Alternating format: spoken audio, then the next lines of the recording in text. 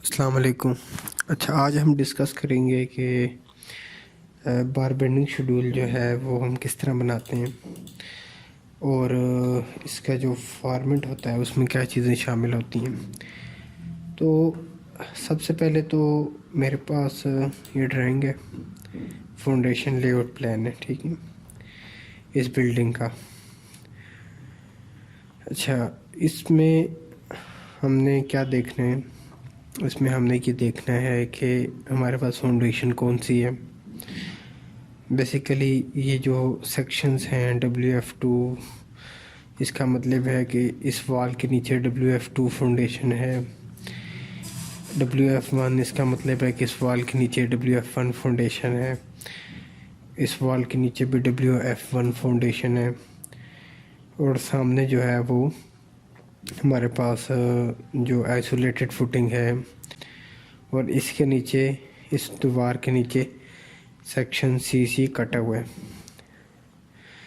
तो WF2 है क्या चीज़? WF2 का अगर हम सेक्शन देखें तो इससे हमें ये पता चलता है कि हमने ग्राउंड लेवल से अपने 4 फुट नीचे जाना है, मुकम्मल, मतलब पूरी दीवार के नीचे खुदाई करनी है 4 फुट, क्योंकि सारी WF2 है ना, इधर से लेके यहाँ तक। तो 4 फुट नीचे जाके हमने नीचे करनी है 3 इंच की PCC, मतलब पूरी वॉल के नीचे, और उसके ऊपर हमें 9 इंच की RCC करनी है इस टाइम, क्योंकि हम बार बेंडिंग शेड्यूल बना रहे हैं तो हमारा काम सरिये से है। अच्छा, ये वाली जो बार्स होती हैं, ये वाली, ये रिप्रेजेंट करती हैं मेन बार्स को। ये जो मेन बार्स हैं जो शॉर्टर स्पेन पे डली हैं, मतलब ये 4 फुट इसकी टोटल वो है, विड्थ है। यहाँ से भी आप देखें, ये देखें 4 फुट। ये जो येलो लाइन है ये बेसिकली हमारे पास कंक्रीट की लाइन है, ये देखें ग्रिड फुटिंग की लाइन है।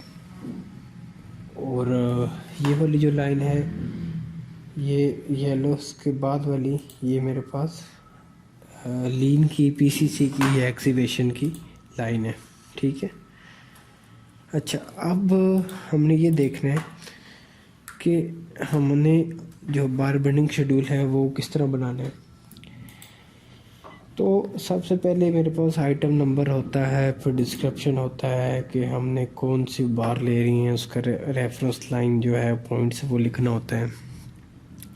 उसके बाद डाया होता है कि बार का डाया कितना है, ये सूत्र में होता है, मतलब बेसिकली इंचज़ फुट इंचज़ में काम हम कर रहे हैं, तो नंबर 4 का मतलब है 4 सूत्र, ठीक है।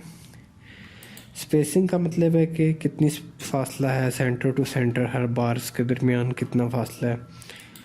नंबर ऑफ बार्स का मतलब है कि टोटल एक मतलब पूरी वॉल के नीचे टोटल कितनी मेन बार या डिस्ट्रीब्यूशन बार डलेंगी, वो नंबर ऑफ बार्स में आ जाएगा। नंबर ऑफ पार्ट्स का मतलब है कि अगर फॉर एग्जांपल एक जैसी अगर 2 वॉल्स हैं, मतलब अगर ये वॉल्स भी सेम होती तो हम नंबर ऑफ पार्ट 2 कर लेते, लेकिन क्योंकि ये WF1 है इधर फाउंडेशन और इधर WF2 है, इसलिए ये सेम नहीं आएगी। तो फ़िलहाल नंबर ऑफ पार्ट्स में हमारे पास एक वॉल है तो एक ही रहेगी।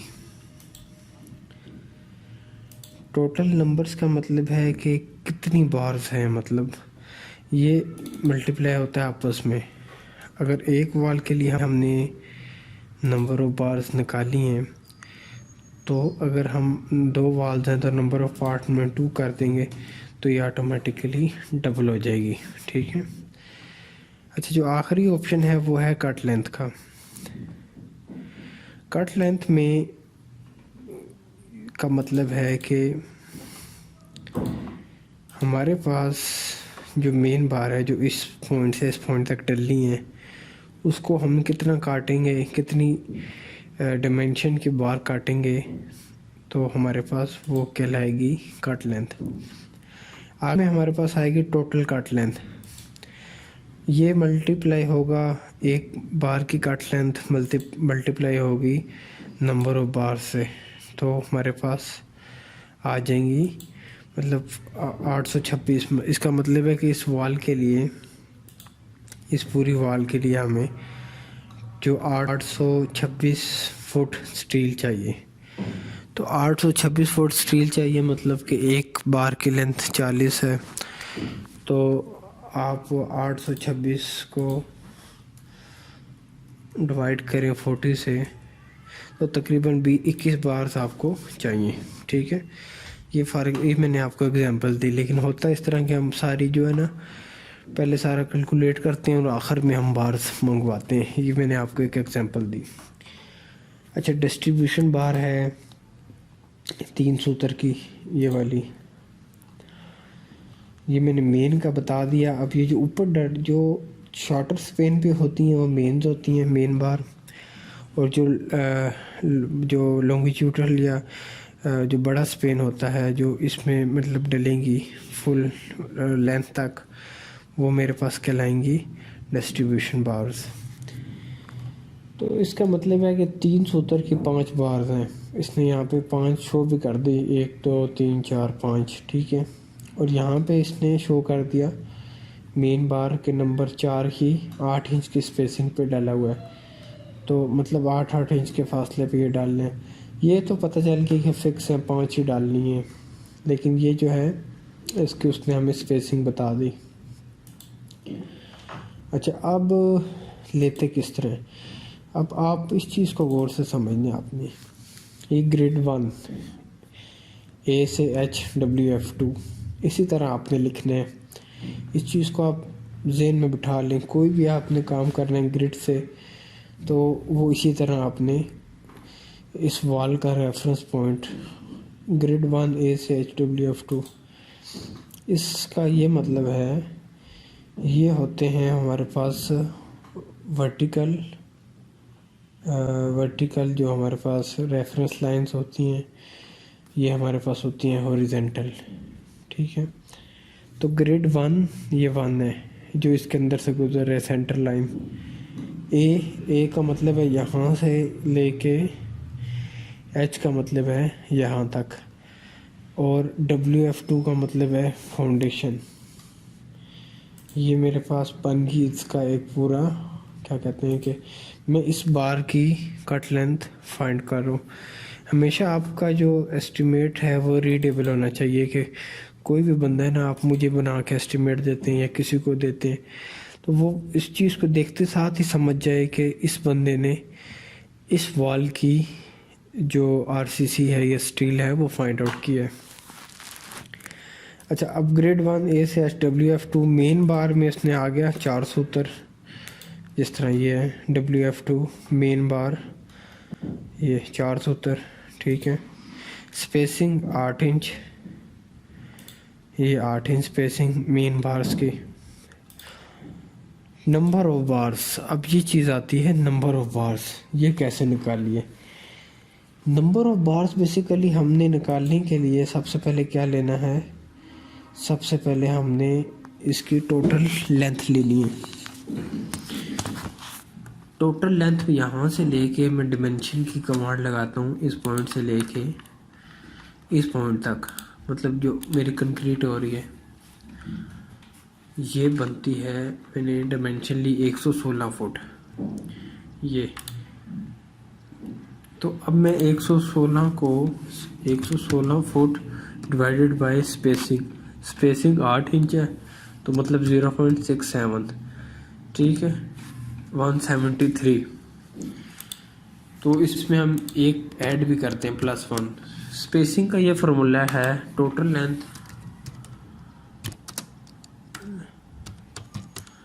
Divide by spacing +1। जो भी उस वॉल की लेंथ होगी उसको डिवाइड करेंगे स्पेसिंग से, और उसमें एक जो है वो ऐड कर देंगे, ठीक है। तो ये देखें 173 आया, 116 फुट थी इस वॉल की लेंथ, ये मैंने यहाँ से निकाली इस पॉइंट से लेके इस पॉइंट तक, ठीक है। तो 116 को मैंने डिवाइड किया स्पेसिंग से, तो मेरे पास ये आ गई 174। नंबर ऑफ पार्ट्स में मैंने जैसे बताया कि 1 ही रहेगा। अब जो अगला स्टेप है कट लेंथ। कट लेंथ कैसे निकालनी है, ये बहुत ही अहम एक चीज़ है। कट लेंथ के लिए हमने सबसे पहले इसकी विड्थ देखनी है। 4 फुट विड्थ है। अब हमने ये देखना है कि इसकी हुक कितनी है। हुक जो है मेरे पास 12D है। अच्छा, हुक का कहाँ से पता चलेगा, जर्नल नोट्स के अंदर से। ठीक है, 12D ये हुक है इसकी। और जो कंक्रीट कवर है वो भी हमें यहाँ जर्नल नोट से पता चलेंगे कि फुटिंग का जो कंक्रीट कवर है वो 1.5 इंच का है। ठीक है, तो अब कैसे कट लेंथ निकालनी है। कट लेंथ निकालने के लिए 4 तो उसकी होगी लेंथ, ये वाली, ये मतलब जिस तरह ये जो उसकी विड्थ है, क्योंकि कट लेंथ हम निकाल रहे हैं ना।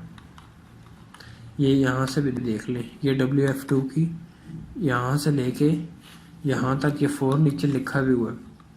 अब इसमें ये हुक ऐड करनी है, ये वाली हुक ऐड करनी है, दोनों तरफ से कंक्रीट कवर निकालना है। तो कैसे करना है, 4 + 12D बनती है मेरे पास। 12D हुक का मतलब है कि 4 सूत्र का जो अगर डाया है तो 4 × 12 48 सूत्र।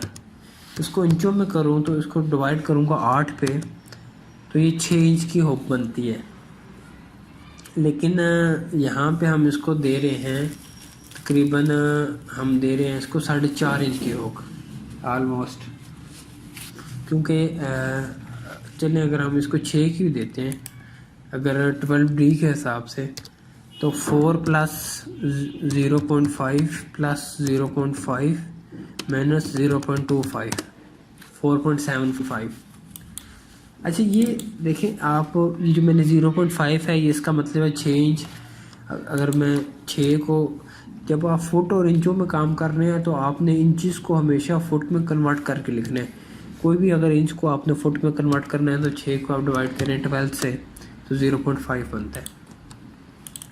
इसकी समझ आ जाएगी इंशाल्लाह आपको। अगर कोई इशू हुआ तो आप मुझसे पूछ सकते हैं। मैंने एक 6 इंच की हुक ऐड की, फिर 6 इंच की हुक ऐड की, और 0.25 का मतलब है 3 इंच।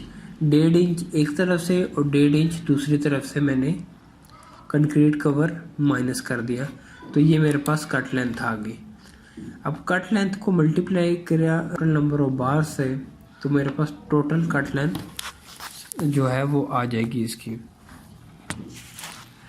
तो अगला जो है डिस्ट्रीब्यूशन है, उसमें हमें सिंपल डाया जो है वो 3 सूत्र है, जिस तरह ये लिखा हुआ है। नंबर ऑफ बार्स मेरे पास 5 हैं, क्योंकि इसमें हमें स्पेसिंग तो दी नहीं हुई, सिर्फ लमसम बताया हुआ है कि 5 बार डालनी है आपने। जिस तरह भी आप डालें, स्पेसिंग होती तो फिर हम उसकी नंबर ऑफ बार्स इसकी भी निकालते, लेकिन यहाँ पे इस तरह लिखा हुआ है बस 5, तो 5 बार डालनी है।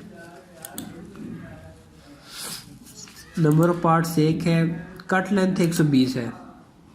अच्छा, अब ये 120 कैसे निकाली है, ये 120 निकाली है हमने, ये इस पॉइंट से लेके इस पॉइंट तक हमारे पास 116 फुट था। ये 116 फीट है।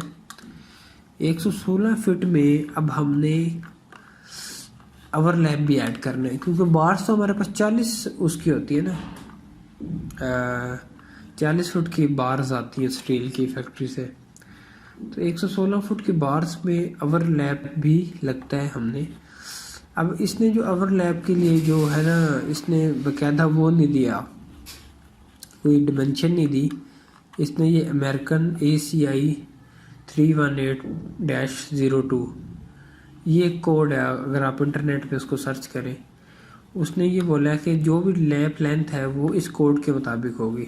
ये जो कोड्स इस्तेमाल होते हैं, बिल्डिंग कोड्स, बीइंग इंजीनियर आपको ये इन चीज़ों का पता होना चाहिए।